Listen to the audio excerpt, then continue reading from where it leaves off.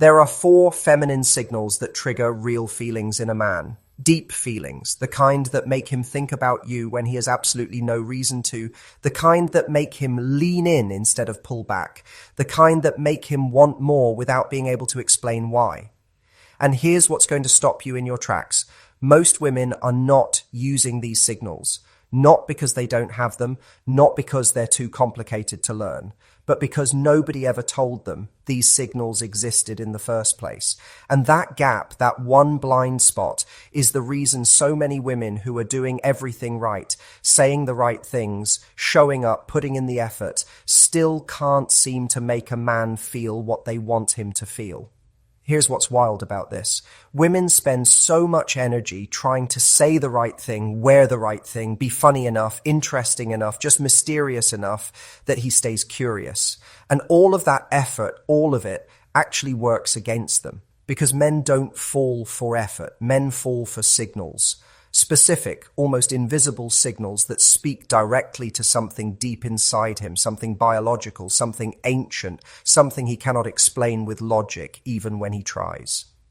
Today, I'm going to walk you through 4 of those signals, 4 feminine signals that trigger genuine feelings in a man, the kind that make him want more, the kind that make him lean in instead of pull back, the kind that make him think about you when there's absolutely no reason to be thinking about you.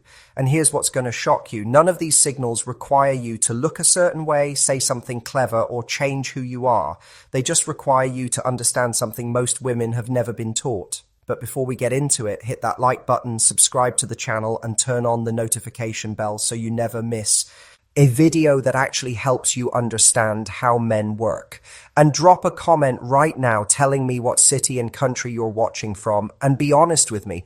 Do you think men notice signals more than women realize? I genuinely want to know what you think, because it shapes everything I create for you.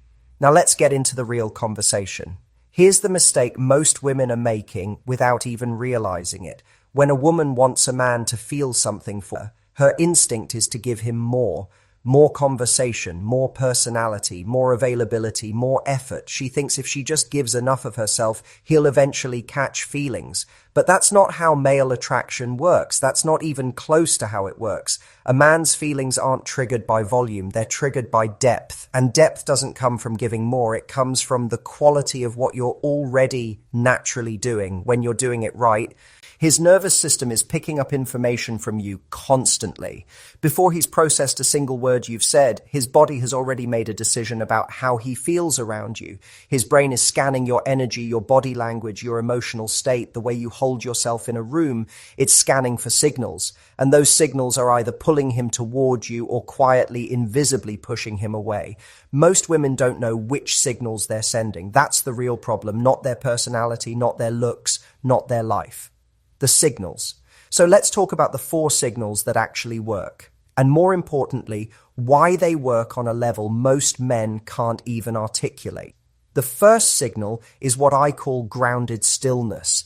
And this one surprises most women because it's the opposite of what they think attraction requires. Most people walk into a room already performing. They're scanning to see who noticed them. They're adjusting their posture. They're preparing what they're going to say next. They're mentally checking if they look okay. And that frantic, invisible energy, even when it's completely hidden from the conscious eye, is something a man's nervous system picks up immediately. It registers as noise, and noise is the opposite of attractive. Grounded stillness is the opposite of that. It's the signal you send when you walk into a space and you're not performing for it. You're not rushing to make an impression. You're not trying to be noticed. You're just there, fully there, comfortable in your own presence without needing the room to confirm that you belong in it.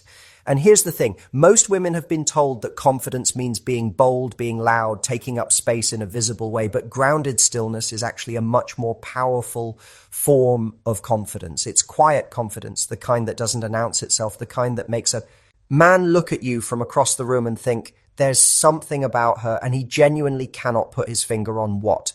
What this signal communicates to him on a subconscious level is that you are a woman who is at home in herself, that you don't need external noise to feel okay, that you are complete before he even arrives in the picture. And that is one of the most magnetic things a woman can signal to a man. Because most men have been surrounded their entire lives by people who need something from them. Validation, attention, energy, reaction.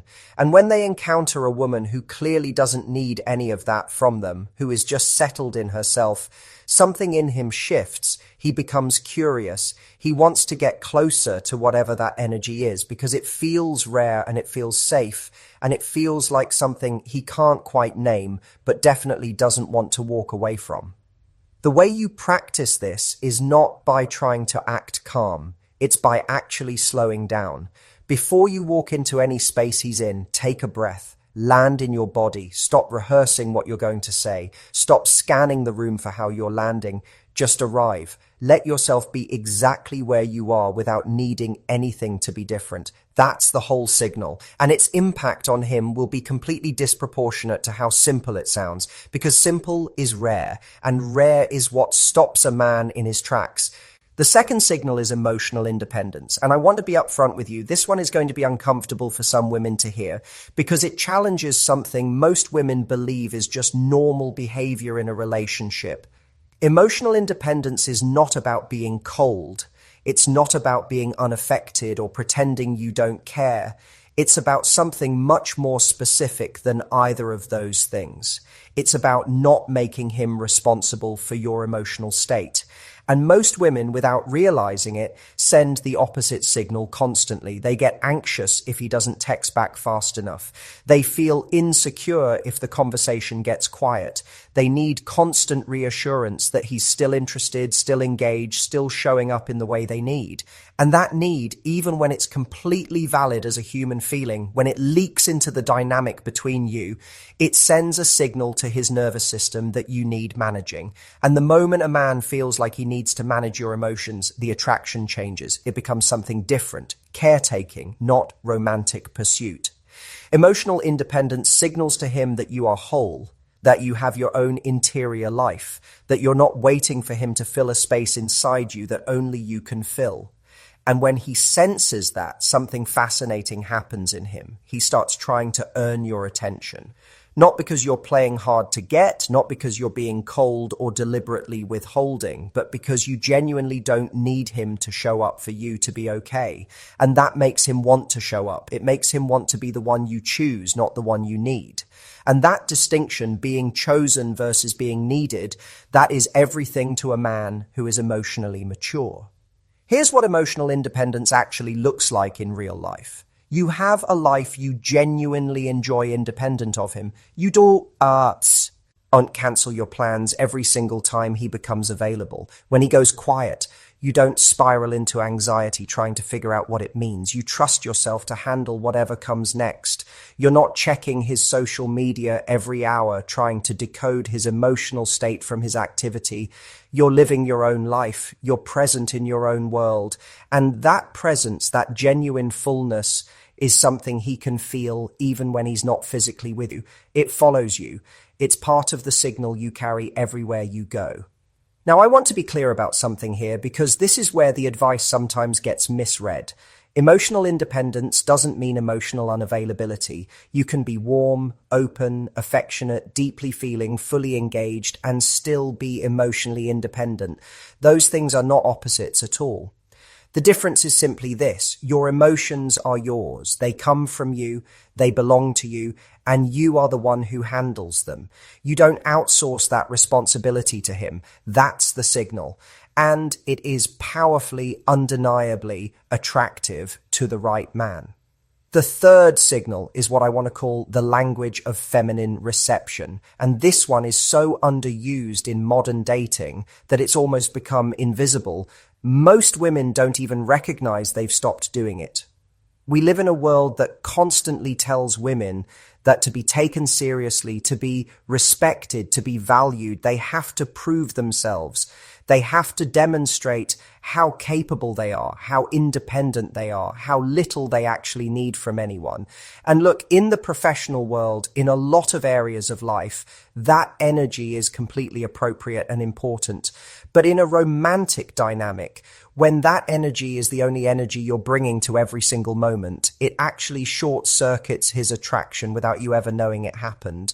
Here's why. Men are wired to pursue, not because of some outdated rule about how relationships are supposed to work, but because at a biological level, there is something in the male experience that is deeply activated by the act of contributing, of providing, of making a real difference to someone they genuinely care about. And when a woman never receives, when she deflects every compliment before it fully lands, when she insists on paying before he's even reached for his wallet, when she can't accept help without immediately making a point of how much she doesn't actually need it, she's blocking the signal he needs in order to feel drawn to her. She's taking away the experience that creates his feelings. Feminine reception is the ability to receive gracefully, to accept a compliment without immediately deflecting it back, to let someone do something for you without rushing to balance the score, to say thank you and genuinely mean it, and let that be the whole response. It sounds almost too simple when you say it out loud, but most women are so deeply conditioned to never appear needy, to never appear dependent on anyone for anything, that they've swung all the way to the other extreme. They've made receiving feel like weakness. And that blocks the entire energy flow between them and a man who actually wants to give something to them. When you receive well, when you accept something from him with genuine warmth and real appreciation, you give him the experience of mattering to you. And that experience, that specific feeling that what he does actually lands somewhere real, that it actually means something to you, that is one of the most powerful things you can create in a man. He will come back to it. He will think about it later when he's alone. He will look for more opportunities to feel it again because it felt good and real and meaningful. So practice receiving. And he holds the door, let him. When he compliments the way you look, don't tell him why he's wrong or immediately redirect the conversation. Just receive it. Say thank you. Let it land completely. When he offers to help with something, let him help without making it a quiet competition about your capability. This is not weakness. This is the signal that says you are open. And open is the word I want you to really sit with. Because a man can feel when a woman is emotionally open to him. And that openness is what activates real feelings in him. Not your resume, not how impressive your life looks from the outside. Your openness to him specifically. The fourth signal is what I call the pause of self-assurance, and it's the subtlest of all four signals, but in many ways the most powerful one of the group. Most conversations, especially when there's attraction involved or nerves underneath the surface, have a frantic energy running through them. People rush to fill silence. They over-explain. They laugh a little too quickly at things that weren't quite funny enough to laugh at. They jump to the next topic before the current moment has fully landed. And all of that rushing, all of that constant filling actually communicates one very specific thing to his nervous system. She's not fully comfortable with herself right now. And discomfort is contagious. If you're not at ease, he genuinely cannot be at ease. And if he can't be at ease around you, what he's feeling in those moments gets filed away in his brain, not as attraction, but as tension. And tension is not what you want him associating with time spent with you. The pause of self-assurance is the ability to be comfortable in the in-between spaces of a conversation, to let a moment breathe before you rush to fill it with more words, to finish a thought and then sit in the stillness of it without immediately moving to the next thing, to hold eye contact a beat longer than most people would before you naturally look away. These pauses, these tiny pockets of stillness inside a conversation send a very specific signal to him. They say, I am comfortable. I am not performing right now. I am not trying to manage this moment or control how it lands. I trust myself enough to just be here with you in this. And when a man picks up that signal from you, here is what happens in his body. He relaxes. His guard starts coming down. He begins matching your energy without deciding to. He slows down. And in that slower, more relaxed space between you, real feelings start to form. Because genuine feelings don't form in frantic energy. They form in the quiet. They form in the moments where time slows down just slightly and something real is allowed to actually happen between two people. You create those moments with your pauses, not with your words, not with what you say to fill the silence, but with your comfort level inside it. Now, I want to talk about something important, something that sits underneath all four of these signals and explains why most women aren't naturally sending them. And I want to say this with real care because it matters. Women have been taught, deeply and repeatedly taught, through culture, through most of the dating advice that exists, through their own experiences of getting hurt and feeling foolish for being open, that showing up softly is dangerous, that being present is risky, that receiving makes you look weak, that stillness looks passive, that all of these things make you vulnerable. And vulnerability has been framed as the enemy, as the thing that gets you hurt, as the thing that makes you look desperate or too available or too easy to figure out. So women armored up. And I understand completely why that happened. The armor makes sense. The armor has protected a lot of women from a lot of real pain. But here's the problem that nobody talks about enough. The armor that protects you from being hurt also blocks every single one of these signals, all four of them. You cannot send grounded stillness when you're in armor because armor is performed and performance is noise. You cannot send emotional independence when you're in armor because armor is actually just a different kind of need. It's the need to never appear to need anything at all. You cannot receive when you're armored because armor deflects everything before it can land. And you cannot hold the pause of self-assurance when you're armored because armor fills every silence with more noise to keep itself protected. The women who have the most powerful lasting effect on men are not the women without feelings.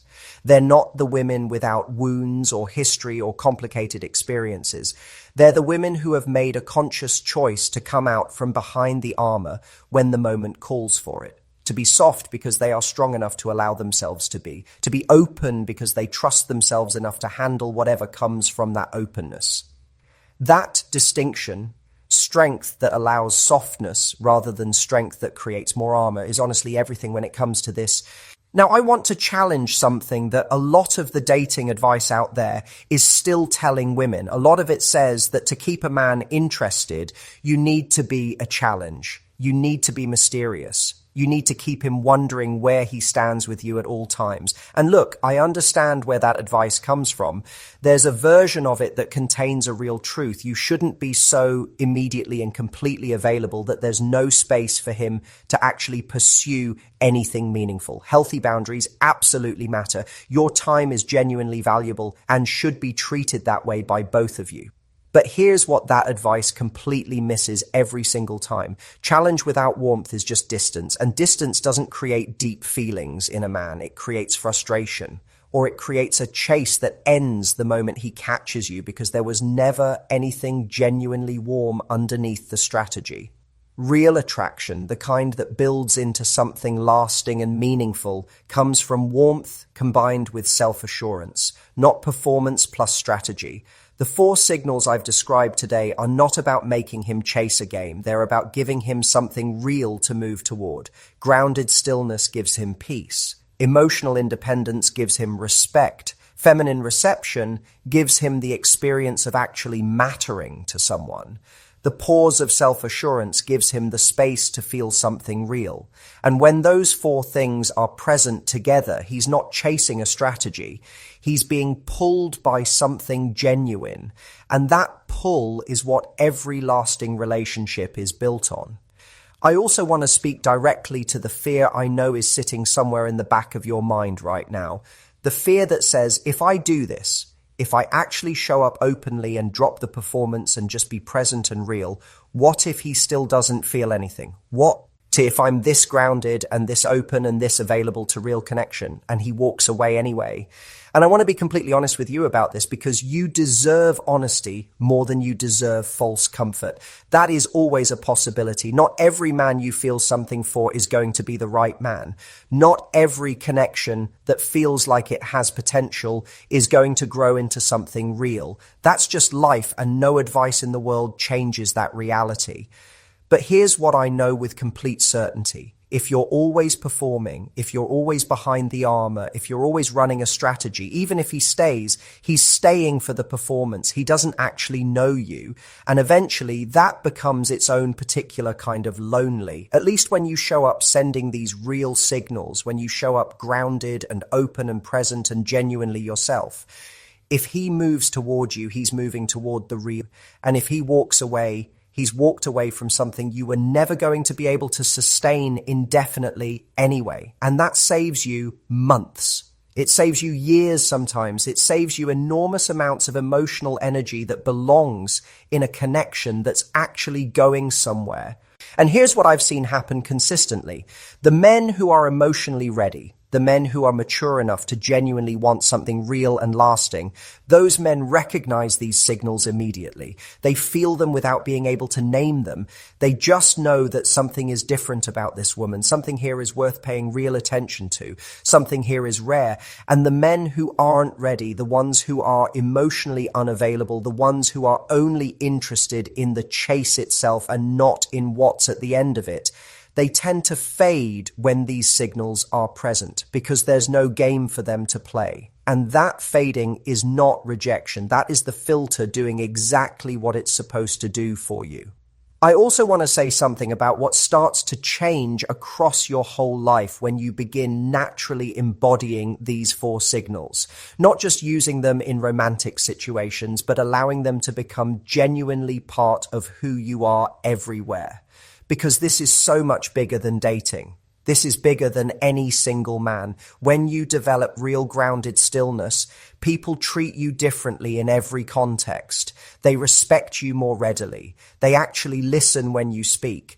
They feel genuinely comfortable in your presence in a way they can feel but can't explain.